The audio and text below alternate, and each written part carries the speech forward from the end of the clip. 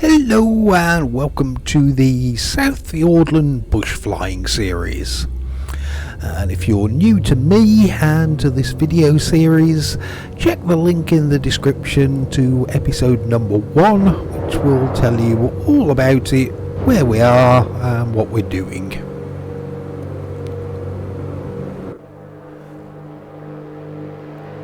Couldn't resist a quick trip into the museum to see if they had any new socks while we were there.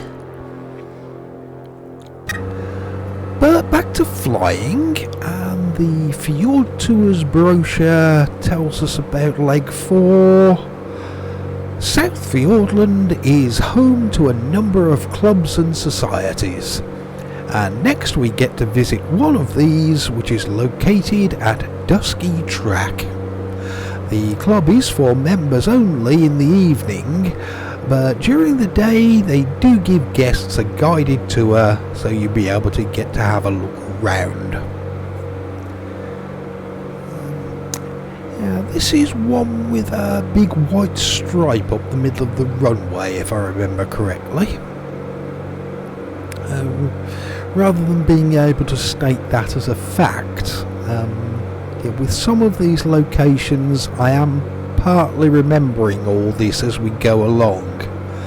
I've not actually had a tour of South Fiordland for a while, and I'm having to jog my memory as we go with some of the places. And I think this was the white stripe one. It was just a little experiment for a runway texture. Something that was visually different, because I did make a few custom dirt textures to use for the runways, but I think South Fiordland, the number's something like 94 airfields in total, so making 94 unique runway polygons, well, yeah, that's possible, but it would add quite significantly to the file size of the scenery pack and possibly slow down the loading, and yeah, it wouldn't be a great idea. So the runway textures I have got have each been used in more than one location, and sometimes you might notice that, or other times maybe I've been creative enough where something does look unique even though it isn't.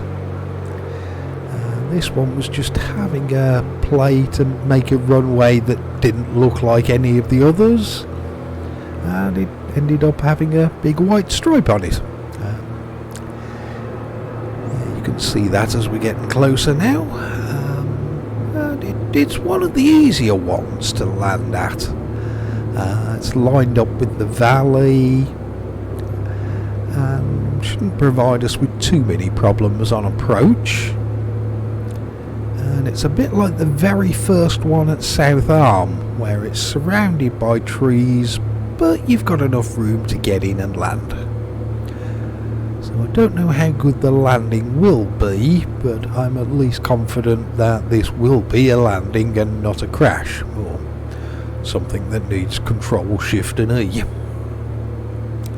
Yeah, in case you didn't know, by the way, Control Shift and E, it starts your engines and resets any failures.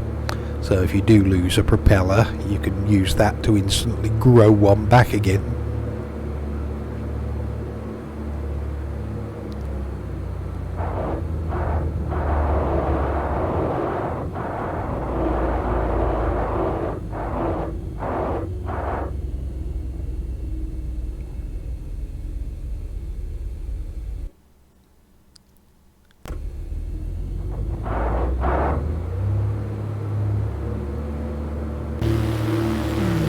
Like an adequate landing.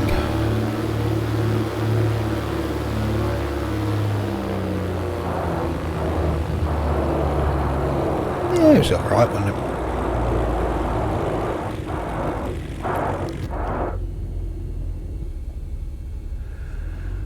Although I think on approach I noticed some of the pinky purpley kind of boxes which are placeholders for missing scenery items. looked like it was buildings that were missing, but we'll taxi back down and check that out. Be something I need to repair. That is part of the reason for this test flight, just to see what the X-Plane 12 conversion has done to the place.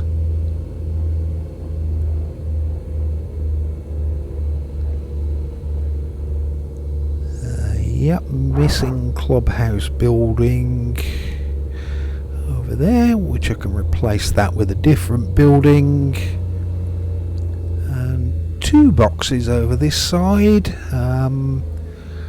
Can't remember if this was a barn or another house. And maybe the second box was a deck chair in front of it or something like that, maybe. Not to worry, whatever it used to be, I can soon replace it with something that will not look too out of place.